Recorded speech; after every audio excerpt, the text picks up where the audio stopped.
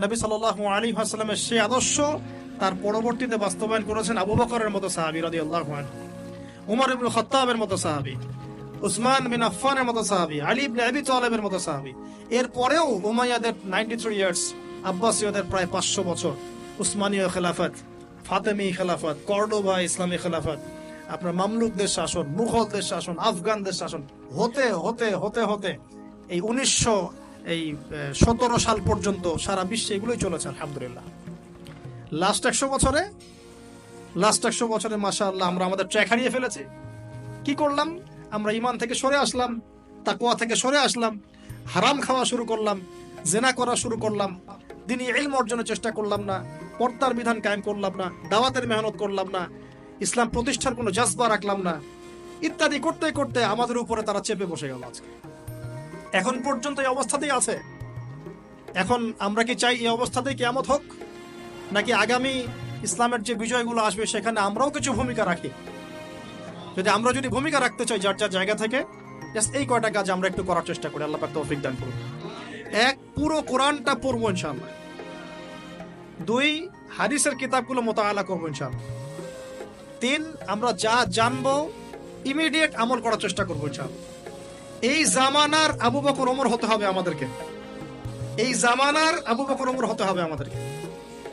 দেখেন, ওনারা যদি এই জামানায় থাকতেন তাহলে কি ওই ভাষায় কথা বলতেন না এই ভাষায় কথা বলতেন?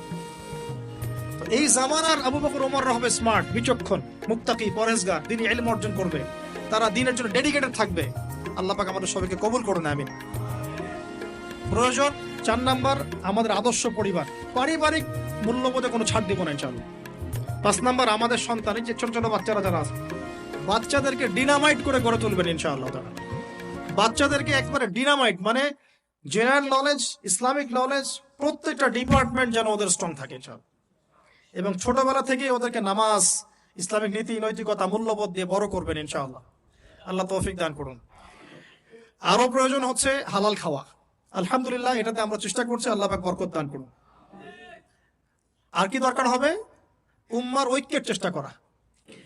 আর 2-3টা পয়েন্ট হচ্ছে, আমরা ফিজিক্যালি ফিট থাকার চেষ্টা করবো ইনশাআল্লাহ। হালাল খাওয়ার কথা বলেছি, এবং ফুডের ব্যাপারে সচেতন থাকবেন। ডিভাইস এডিক্টেড হবেন না, প্রাকৃতিকভাবে বড় হন, নিজেদের জীবনটাকে মূল্যায়ন করি, হায়াতটাকে মূল্যায়ন করি। এক একটা দিন, এক একটা রাত চলে যাচ্ছে, লাইফ থেকে চলে যাচ্ছে। আমরা আমাদের গোল্ডেন টাইমগুলোকে মূল্যায়ন করি, আমাদের মা বোনদেরকে পর্দায় রাখি, পারিবারিক মূল্যবোধগুলো সুন্দর করার চেষ্টা করি, দাওয়াতের মেহনত বাড়াতে থাকি, এবং অবশ্যই ইউনাইটেড থাকবেন। প্রয়োজন আপনাদের মধ্যে একজনকে আপনারা আমির বানিয়ে নেবেন, তাদেরকে তার আন্ডারে থেকে সুন্দর মতো আপনারা পরামর্শ করে চলবেন। থাকতে হয়, একজন নেতা থাকতে হয়, না হলে 10 নেতা হলে তো সমস্যা, 10 জন 10 কথা বলবে তখন। হ্যাঁ, যখন ইমামুল মাহদি আসবেন, ঈসা ইবনে মারিয়াম আসবেন, তখন গ্লোবাল আমির হবে ইনশাআল্লাহ। এখন তো গ্লোবাল আমির নাই, আছে তো কমিউনিটি বেস আপনারা পরামর্শ করে সূরা ভিত্তিক চলার চেষ্টা করেন। আল্লাহ পাক তৌফিক এনায়েত করেন।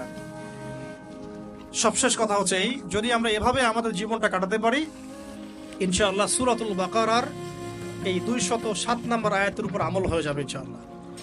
আমরা সেই সব বান্দাদের অন্তর্ভুক্ত হব ইনশাআল্লাহ যাদের ব্যাপারে আল্লাহ পাক বলেছেন, ওয়া মিনান নাস, মানুষের মধ্যে কিছু মানুষ আছে, মাই ইয়াশরি নাফসাহু ইবতিগা মারদাতিল্লাহ, যারা আল্লাহ পাকের সন্তুষ্টির জন্য তাদের জীবনটাকে ঢেলে দিয়েছে।